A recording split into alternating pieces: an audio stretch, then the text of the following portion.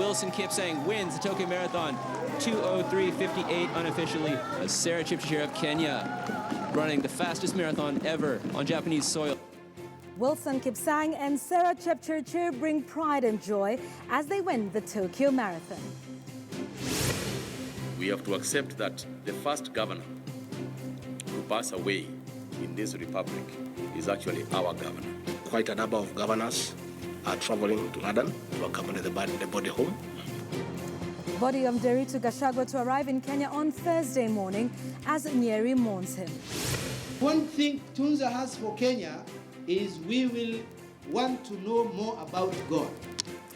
And Abdu Badida enters the presidential race again and explains why you should elect him president.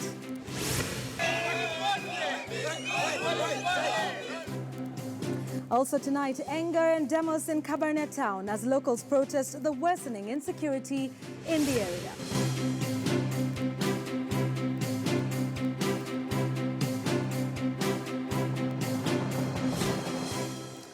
And tonight we're discussing the economy as a campaign issue during this year's election. Has Jubilee done enough to grow the economy and provide jobs? And does Court provide promise for the next 5 years? We have an excellent, eminent panel to discuss this, as well as all your favorite segments on the show today, including My Take. Let's get the show started.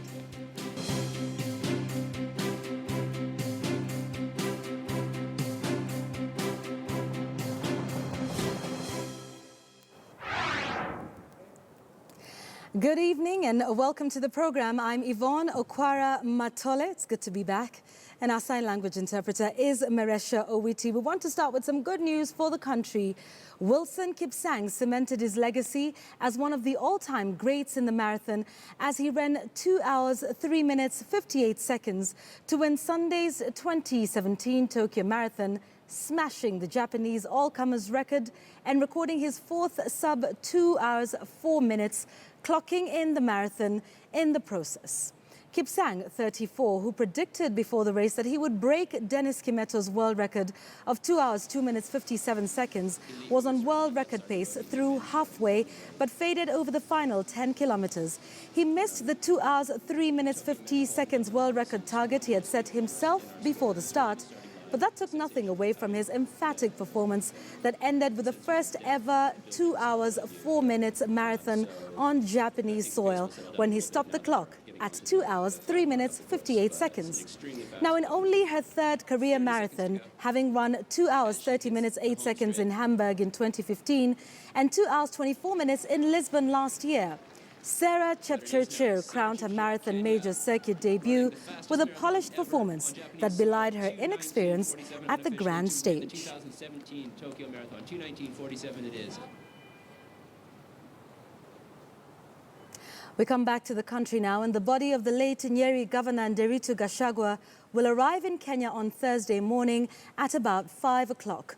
A delegation of governors will travel to London to accompany the body of their colleague on its final journey home. This comes as the incoming governor, Samuel Wamathai, prepares to be officially sworn in tomorrow to carry on the work of his departed boss. Carol Derry reports. Family and friends continue to stream into the late Nderitu Gachagua's home in Herega, Mathira. The man charged with the duty of running the county for the remainder of the term, Samuel Wamathai, was visibly emotional and could not contain his emotions. A prayer service was held at the late Gachagua's home this afternoon. Already, preparations for the funeral are in top gear. The body of the late Gachagua is now set to be flown from London on Wednesday evening to arrive in Kenya Thursday morning, according to family spokesman Rigathi Gachagua. A delegation of governors will travel to London to bring back the body of one of their own who, according to the younger brother, had known his time had come and wanted to come back home. The battle was getting lost, and therefore he prepared for his departure. The governor would have wanted to come and rest at home. In fact, it was his wish to come and rest here in the county. I was in touch with the governor while he was in London. In fact, at one point, he had called me and said that he wanted me to go and see him The late governor had told the family that he wanted to be buried next to his late father Nehashan Gachagua, who died in 2014. Rigathi, who was flanked by Nyeri Senator Mutahi Kagwe, Mathira MP Peter Wero, and the incoming governor Samuel Wamathai, took a swipe at those pretending to mourn the late, yet they were the first to kick him when he was down. Those who fought him in his life when he was down, those who are now busy saying how sorry they are that he's not there, we welcome you. If you are genuine, come and support this family, and we trust you are genuine. Yes, we know that there has been a political competition, but life has never been placed as part of one of the cards for political competition. So when we are here genuinely, and we have agreed with all the other leaders from Nyeri, parliamentarians. For us, we were not either physically or mentally prepared for his departure. But now that it has happened, we have got to accept it. Wamathai will be sworn in Monday, 27th. Carol Derry, KT News, Mathira, Nyeri. Let's go to Baringo now, where a section of residents from there took to the streets to protest over increased insecurity in the area. The protesters are accusing the Jubilee government of failing to contain the volatile security situation in Baringo North and South. Some residents have in the last 1 week fled their homes following tension after the killing of 2 politicians last weekend. A week after the killing of a member of the Baringo County Assembly and a parliamentary aspirant in Marigat, normalcy is yet to return to some parts of Baringo County.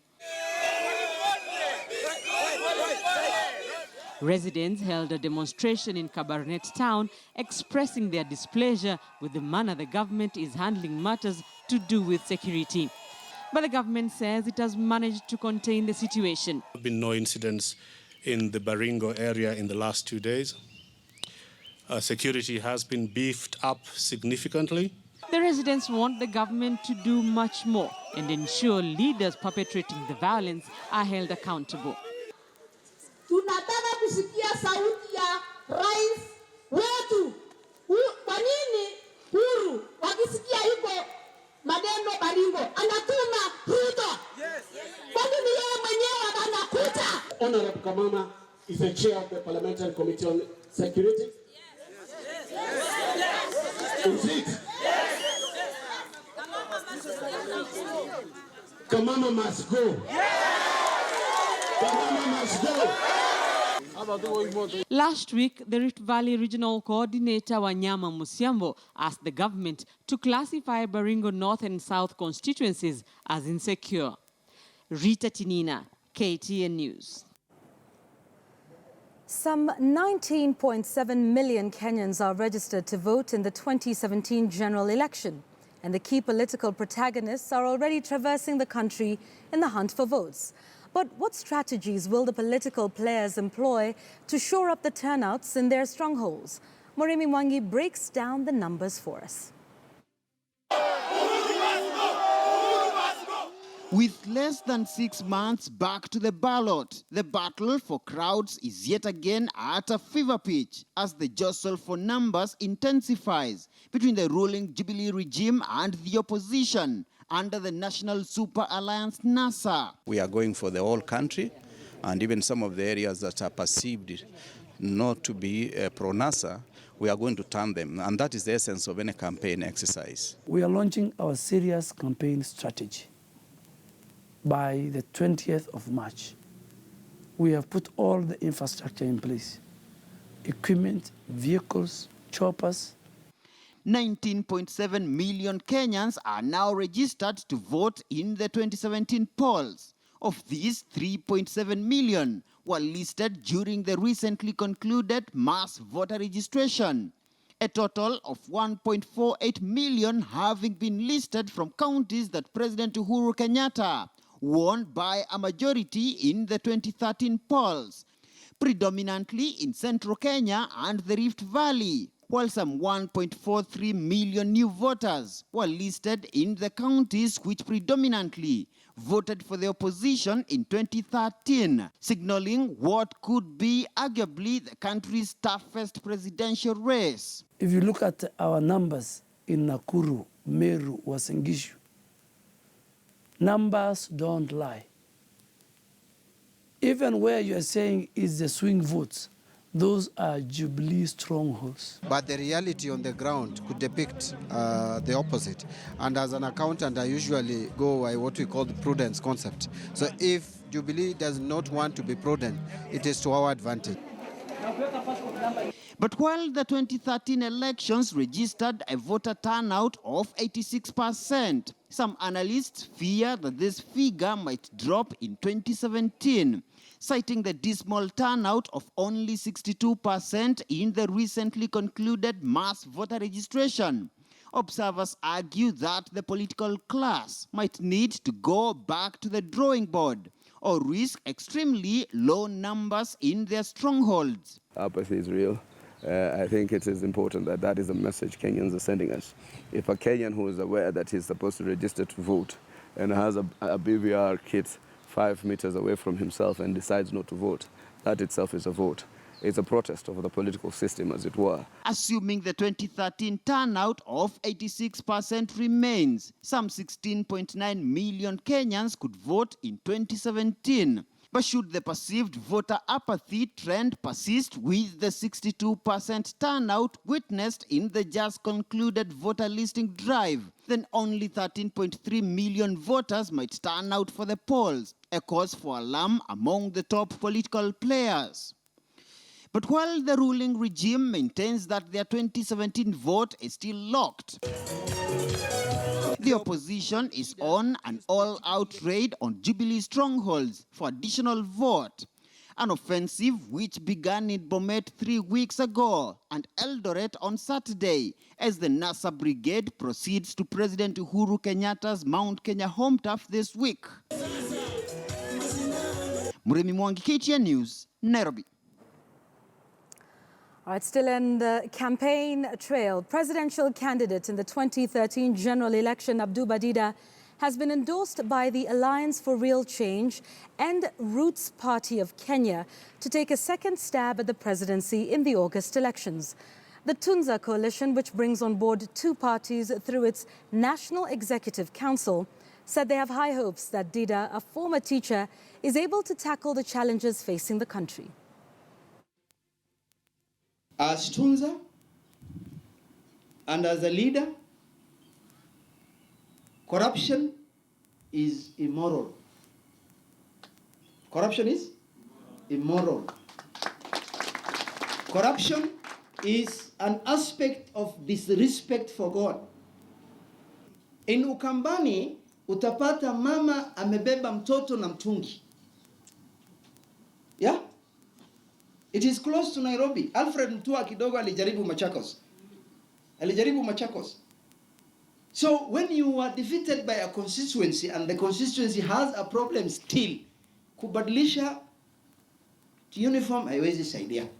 Now generally I'm saying we have a problem. Do you agree that there's a problem? All right, now things are shaping up as we head towards August this year. Now, the Wiper Party recently denied reports that Machakos Senator Johnston Muthama had betrayed his party leader Kalonzo Musyoka in the ongoing negotiation for the NASA presidential candidate. And so tonight on Spotlight 2017, our reporter Muremi Mwangi delves into the intrigues of a Kalonzo presidency and interrogates the possible impact of Wiper nominations on voter turnout within the party's Ukambani stronghold.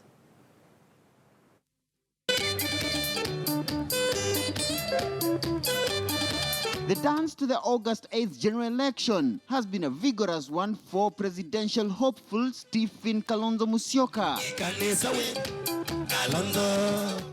An ambition that has caused excitement within his Wiper umbrella and across his Ukambani home turf. We are hopeful that the NASA committee that has been charged with that responsibility will nominate him. We have offered an alternative. Best alternative and best option for the country. That will ensure that Jubilee is voted out of power on the 8th, but not power to replace Jubilee, but to replace systems and to fundamentally alter the character and nature of our government. But Wiper Party is now fighting a hushed internal dispute. You are surprised, Amir. Why not last? Over allegations that Machakos Senator Johnston Muthama is not 100% loyal to his party leader, Kalonzo Musyoka. Muthama is one of the 3 Wiper lead negotiators within the National Super Alliance Management Committee, the others being former Deputy Speaker Farah Maalim and Kitui West MP Francis Nyenze. Muthama is a close confidant of Siaya Senator James Orengo, both of whose sources say favor Raila Odinga to be the presidential candidate for the NASA group. Muthama has vehemently refuted the allegations. We have these innuendos all the time, trying to put our party leader and our members into a defensive. We will not allow. Every other time, you want us to justify that we are in NASA to stay. Muthama is with us, Musila is with us. That's unacceptable. Wanaozungumza hayo wanatoa maoni yao. Na kuna wale wengine vile wanatoa yao. Kwa hivyo siwezi kukashifu mtu au kukasirika au kushambulia mtu au kuamua kwa niaba ya mtu anayoyasema, maana hiyo ni jamhuri ya demokrasia. Mheshimiwa! The jostle for the Wiper ticket in the race for key elective slots, particularly the gubernatorial seats in Ukambani counties, has put key Kalonzo confidence on a coalition path.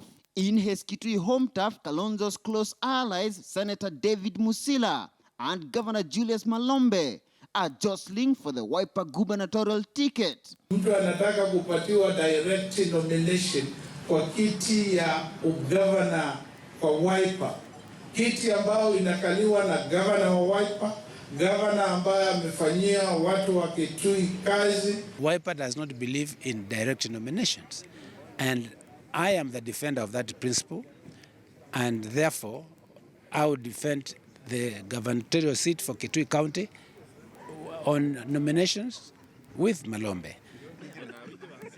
Sources within the Wiper party indicate that the Kitui governorship jostle may have led to the exclusion of Senator Musila from the Wiper NASA team. Musila has for many years been top Kalonzo ally, a fact captured in Kalonzo's recently launched memoir by journalist Caleb Atemi, where the Wiper leader recounts how Musila and Muthama surprised him with news of his invitation to a round table with the team of retired President Mwai Kibaki at the height of the 2007 post-poll chaos. There are no protests about our representation.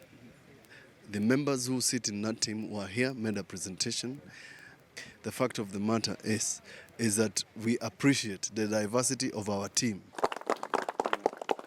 The entry of Makueni Governor Kivutha Kibwana into Kalonzo's kitchen cabinet through a recent coalition agreement between his Muungano party and Wiper is widely expected to boost Kalonzo's negotiations in NASA. Muungano was like the second largest party in Ukambani, and therefore when it supports him through this coalition, it means that his base from Makueni, from elsewhere, is solid. But arguably the greatest headache for Musyoka appears to be in Mombasa. His two confidants, Wiper Secretary General Hassan Omar and Nyali MP Hezron Awiti, are jostling for the Wiper ticket in the race to unseat Mombasa Governor Ali Hassan Joho. Wananchi waamue, lakini mapenzi yangu tungekuwa tumekaa chini tuamue sisi wenyewe, tuwe na ile strong candidate Mombasa. Is healthy when it comes to intra-party competition. It should not be construed as a mark of division. It should be construed as the maturity or the democratic health of a party.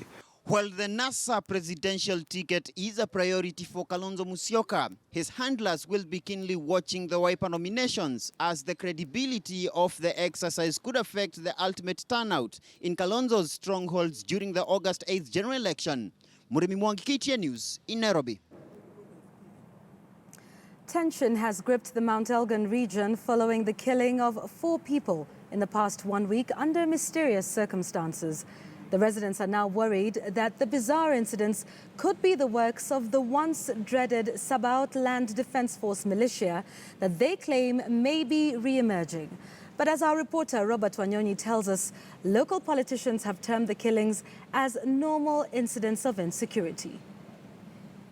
This is the burial of Mzee Jeremiah Haemba at Chesikaki village in Mount Elgon district. The deceased was shot dead and killed by unknown people.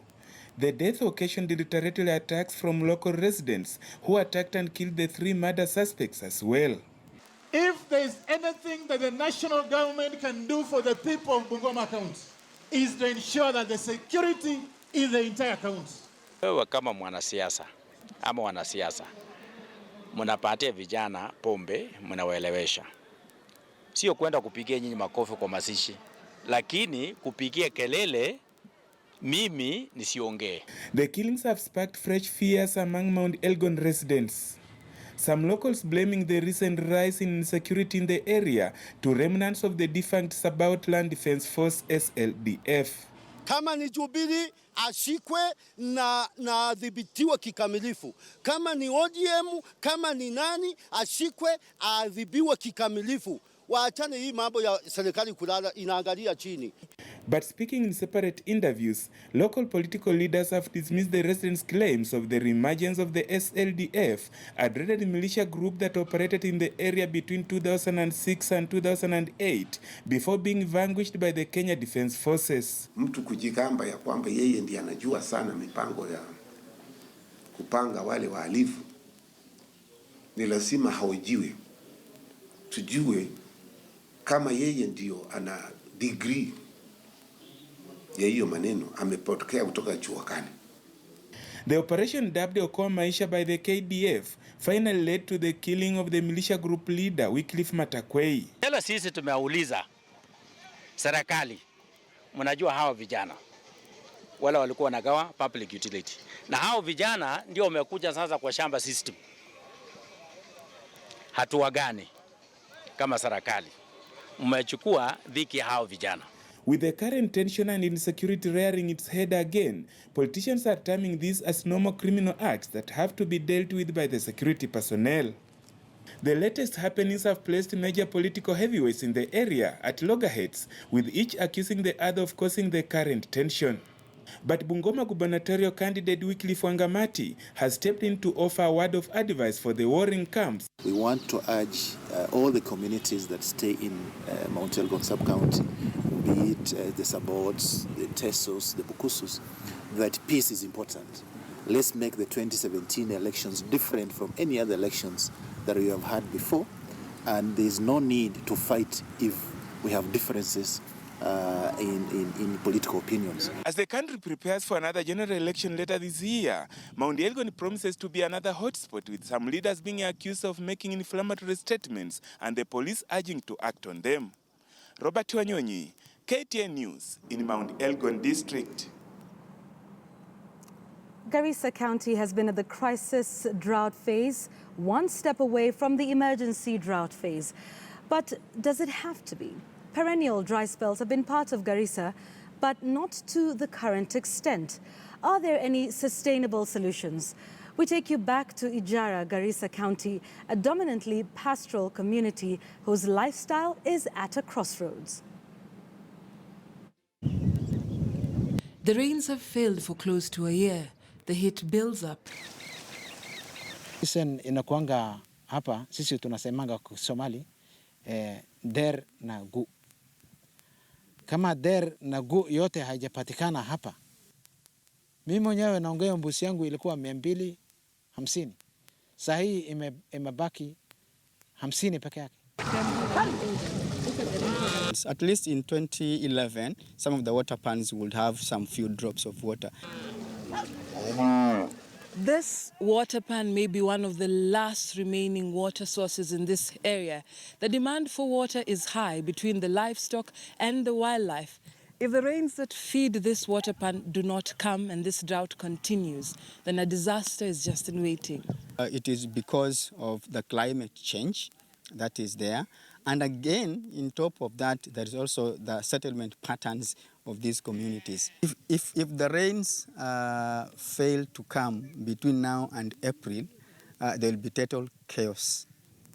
So the problem is our people are suffering in silence. Drought, although it is a natural disaster, the government has a duty and responsibility to make sure that no Kenyan die of hunger and there's enough water for everybody. Since drought was declared a national disaster, the government and other stakeholders have intervened in parts of the country, distributing relief food, purchasing weak stock, upscaling water tracking, doubling food rations.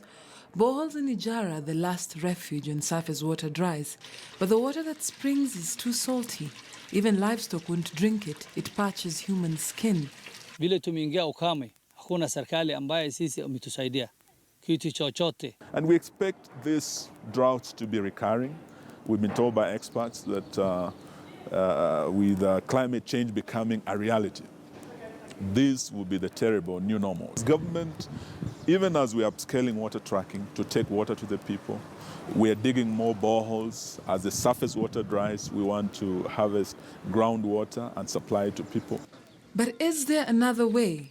Development experts posit that sustainable livelihood is Garissa's way out of drought. The water-scarce county has to rely on early warning systems for strategic responses to prolonged droughts and unpredictable floods.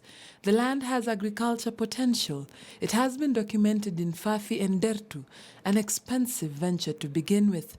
Kufundisha wakati unafundisha wakulima na hakuna maji, hakuna mtoni, sijui namna ambayo italetwa kulima na we can draw water from River Tana, and then it can just flow by gravity from a certain higher point down here. There are different varieties of mango trees. If they introduce them here, and with the type of the soil that they have, I know something can come up from them. Atangao, lakini hapa kufanya wakulima tuko na challenge nyingi sana. Kitu kwanza ni nyani, liko wengi sana hapa. Yani sasa ile ukipanda mbegu moja, ikilala siku, asubuhi anatoa. Somal means go and milk. So go and milk maana yake ni kukamua, enda ukamue. Sasa kurudi sasa nafikiri itachukua muda kubwa sana, lakini labda inaweza kuwa unajua kuna mtu ambaye amezaliwa na teknoloji fulani. Labda sahihi, labda ikikwisha mnyama hii yote ikikwisha haitakuwa na namna nyingine. As is, families are still counting losses as a dry spell prevails. A community's livelihood is at a crossroads. It has been resilient all these years, but with climate change and constant food scarcity as the terrible new normal, their lifestyle has to consider change. Dorcas Wangira, KTN News, Garissa County.